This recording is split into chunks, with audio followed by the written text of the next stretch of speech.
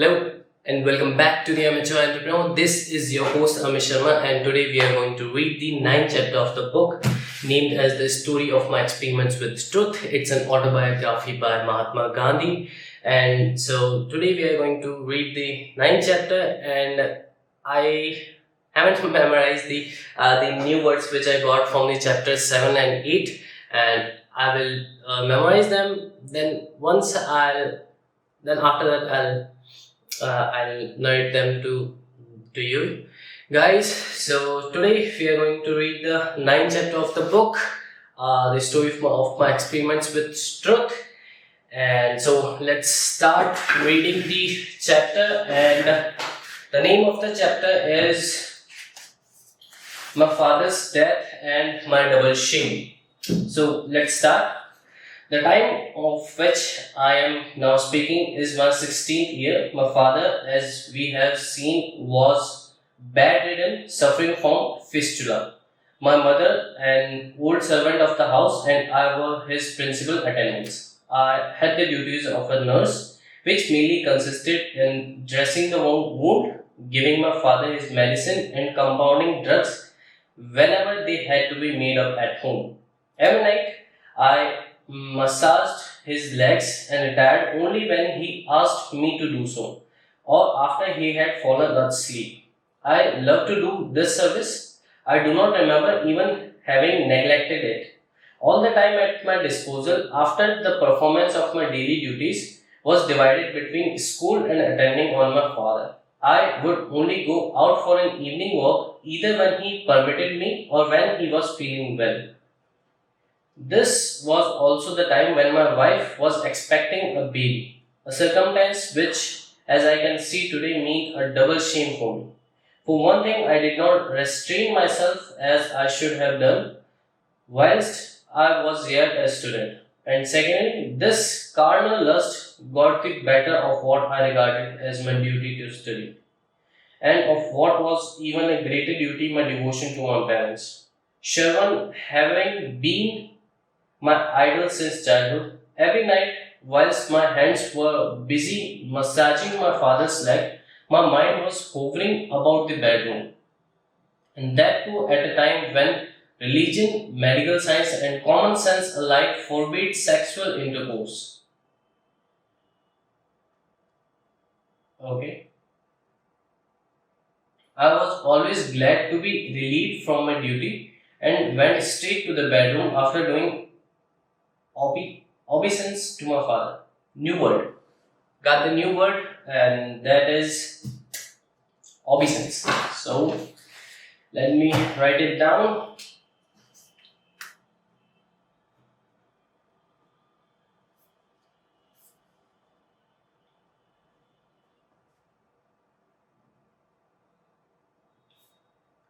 And let's look at the meaning of obeisance. So just put this thing here.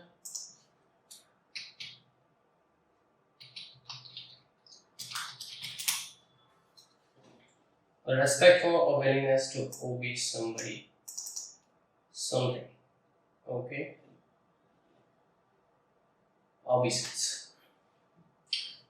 Okay.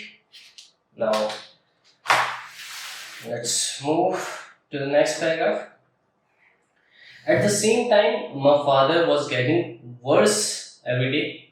Ayurvedic physicians had tried all their ointments, Hakims their plasters, and local quacks their nostrums. New word, nostrum. Um, it's a new word, nostrum. So let me zoom this a little bit. Yeah, now it's good. Now it's looking great. Okay. Great. Okay, so another new word that is called nostrums. Let me write it down and search for its meaning. Nostrums. And if I search its meaning, then it nostrums meaning it means a medicine prepared by an unqualified person. Okay, that is okay. Nostrum. It's a kind of medicine which is being prepared by the one who is not experienced enough or doesn't have any sort of degree. Okay, an English surgeon had also used his skills as the last and the only resort. He had recommended a surgical operation. But the family physician came in the way. He disapproved of an operation being performed at such an advanced stage. The physician was competent and well known, and his advice prevailed. The operation was abandoned, and various medicines purchased for the purpose were of no account. I have an impression that if the physician had allowed the operation, the wound would have been easily healed. The operation also was to have been performed by a surgeon who was then well known in Bombay. But God had willed otherwise. When death is imminent, new word, imminent. Okay,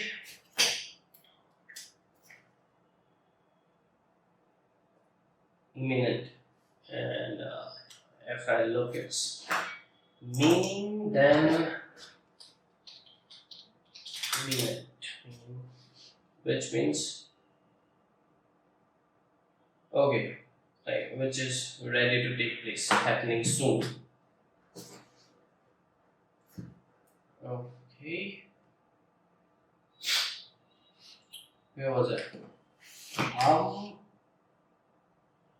I have lost. Imminent.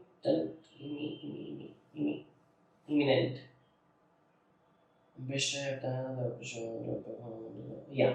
When death is imminent, imminent means something. Okay, so almost certain. Okay. When death is certain, imminent. Who can think of the right remedy? My father returned from Bombay with all the paraphernalia. Another complicated and new word. Para for paraphernalia. Paraphernalia? Yeah, write it down and search for its meaning. Paraphernalia. Okay.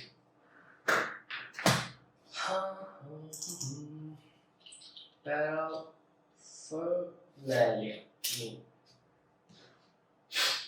That you need for purpose. Okay. Okay, paraphernalia. A large number of different objects that you need for a particular purpose. Okay. Which were now useless. He despaired of living any longer. He despaired. Despaired means loss of desire or something sort of that. Let me search for that also. P-A-I-I-D. Despair means utter loss of hope. Okay. New word, despair.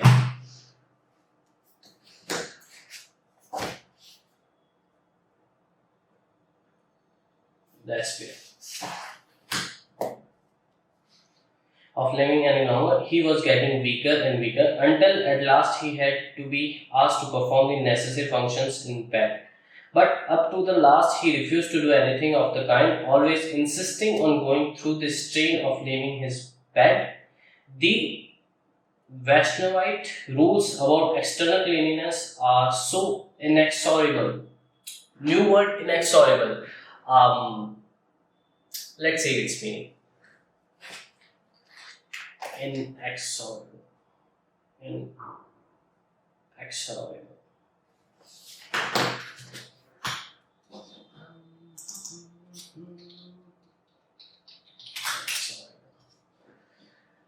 Impossible to prevent. Okay. inexorable.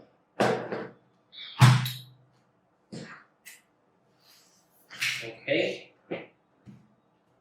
Such cleanliness, such cleanliness, yeah, such cleanliness is quite essential, no doubt. But Western medical science has taught us that all the functions, including a bath, can be done in bed with the strictest regard to cleanliness and without the slightest discomfort to the patient.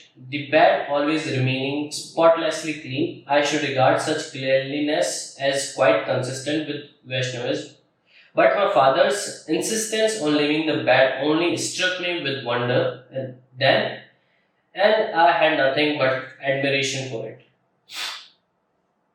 The dreadful night came. Another new word, dreadful. Um, dreadful. No, I mean search for its meaning. It will be dreadful.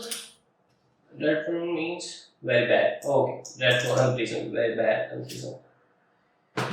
Dreadful night came. My uncle was then in Rajkot. I have faint recollection that he came to Rajkot having had bad, had news that my father was getting worse. The brothers were deeply attached to each other. My uncle would sit near my father's bed the whole day and would insist on sleeping by his bedside after sending us all to sleep. No one had dreamed that this was to be fateful night. The danger, of course, was there. It was 10:30 or 11 p.m. I was giving the massage. My uncle offered to relieve me. I was glad and went straight to the bedroom. My wife, poor thing, was fast asleep. But how could she sleep when I was there? I woke her up in 5 or 6 minutes. However, the servant knocked at the door. I started with alarm. Get up. He said, Father is very ill.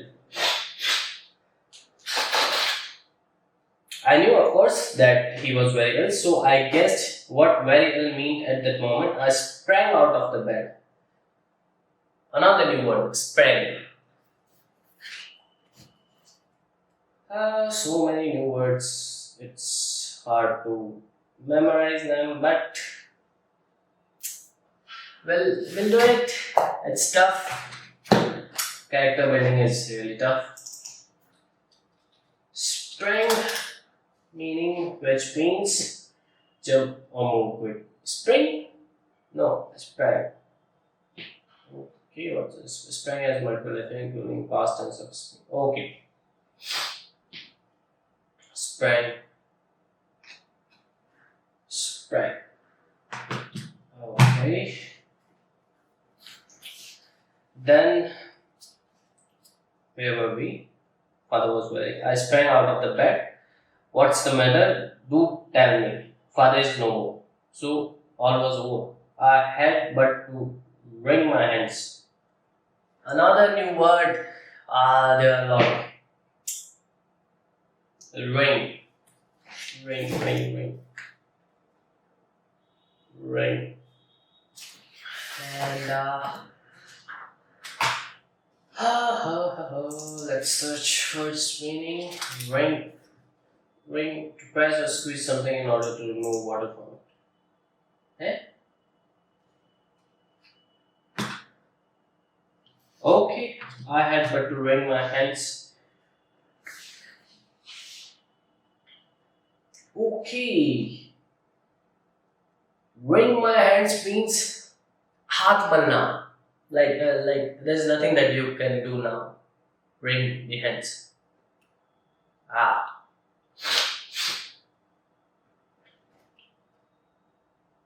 Okay. Yeah, no. I felt deeply ashamed and miserable. I ran to my father's room. I saw that if animal passion had not blinded me, I should have been spared the torture of separation from my father during his last moments. I should have been massaging him and he would have died in my arms. But now it was my uncle who had this privilege. He was so deeply devoted to his elder brother that he had earned the honor of doing him the last services. My father had foreboding of the coming event. Forebodings. Forebodings. New word. Ah, forebodings. Right. Now, forebodings. Okay, let's search for its meaning. Okay. Forebodings. Foreboding. Foreboding means a strong feeling that danger or okay. She was suddenly filled with a sense of foreboding. Danger. Okay, where's the foreboding? Um, yeah, my father had foreboding of the coming event. He had made a sign for pen and paper and written, "Prepare for the last rites." Hmm.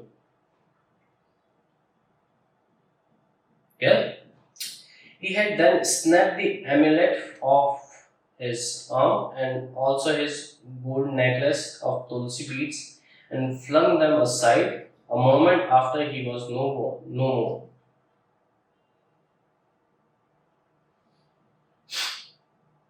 The shame to which I have referred in a foregoing chapter was the shame of my carnal desire, even at the critical hour of my father's death, which demanded wakeful service. It is a blot I have never been able to efface or forget. Two new words, blot and efface. Blot and the efface. Blot, efface. Efface, I think efface if it should be like you can't face something sort of thing, maybe. But let's see its meaning. First, the meaning of blot, which means a spot of something, especially one made by ink or paper. A stain. Okay, blot means you could call it a stain. Then we have efface. Efface meaning okay, to make something disappear. Okay.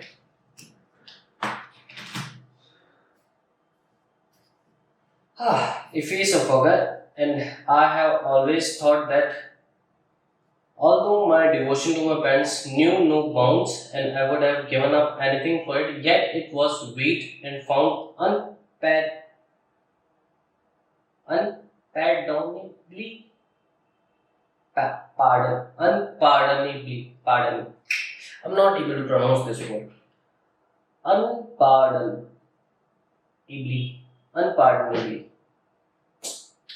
Wanting, because my mind was at the same moment in the grip of lust. I have therefore always regarded myself as a lustful, though a faithful husband.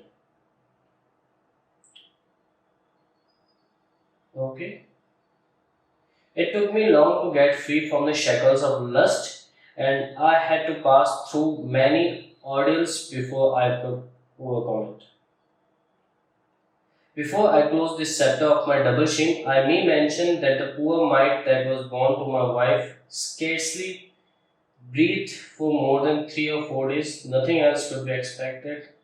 Let all those who are married be warned by my example.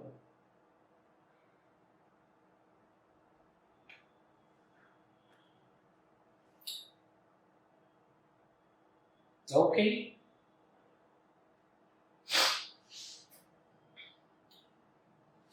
Like the last line, let all those who are married be warned by my example. I think it means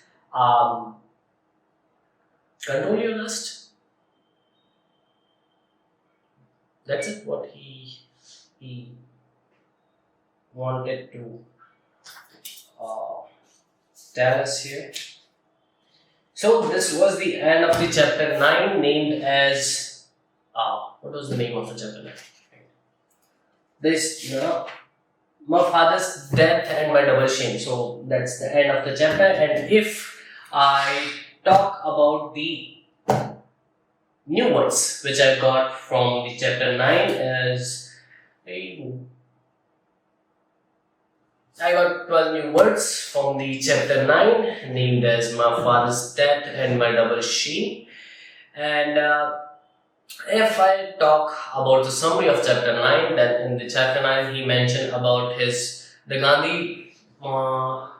Gandhiji mentioned about his father's health, which was really bad at that time. He was bed rested, fistula, because of fistula, and they tried all those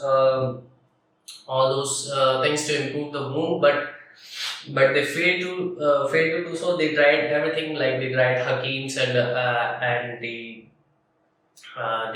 local doctors also, but then finally they got a suggestion of an operation which would have been done by an expert surgeon who was quite popular in Bombay at the time. But their family physician said that it's not a good option to do it at this age. So they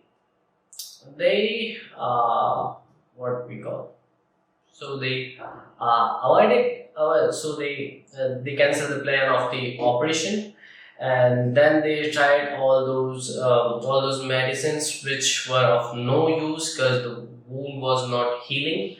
So at that time, the Gandhi's duty was to massage his father's leg until he fell asleep, or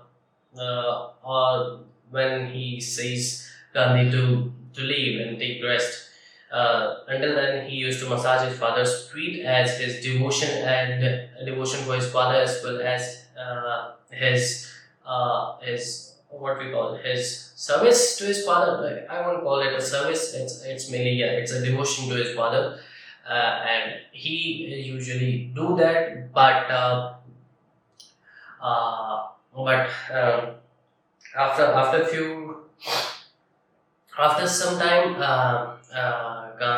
Gandhi's uncle came to know that the father's condition is not that good. So he came to his brother's aid, maybe, to see him, and he used to like they have really good bonding. So they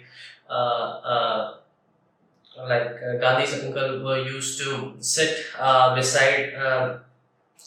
Gan- beside Gandhi's father's bed, and he used to sleep beside him only because they have really good bonding. And one night, when Gandhi was massaging his father's feet, his uncle told him to take rest, and due to lustful desires, must say the carnal desires, he agreed that okay, so I'm leaving, and he went straight to the bedroom, and even though after 5 to 6 minutes, at that time it's about 10:30 p.m. or 11 p.m. At that time, the servant knocked at the door and told him that the father is really ill, but Gandhiji thought that he already knows that his father is ill, but he didn't knew that the father is no more. So when he asked the servant what's the real matter, then he said the father is no more. It shook me, not me. It shook Gandhiji very deep, and but at that time he can do nothing. Like his father is no more, and like even before his there are a few things which Gandhi's fathers did just before his death. He removed his armlet and removed his tulsi beads just before leaving his body, and because he already knew that the time has came. So he did that, and he told his brother to prepare for the last rites, and that was the moment when Gandhi's father died. And at that time, Gandhi was not there, even though he was he what we can call he uh, he what I would say he used to give the examples of the Sherman about his devotion towards his parents, but at the at the meantime, or the at the time of deliverance, I would say at the time of deliverance, it wouldn't be the time of deliverance, but at the last time he wasn't there because of his lustful desires, which really shook them. And even though his wife was also pregnant at that time, but after some the small mite died after 3 to 4 days, which was also really a bad thing. So this is what Gandhiji's want to tell from this chapter. Like, all those who are married, they must control their lust and they must fulfill their duties first.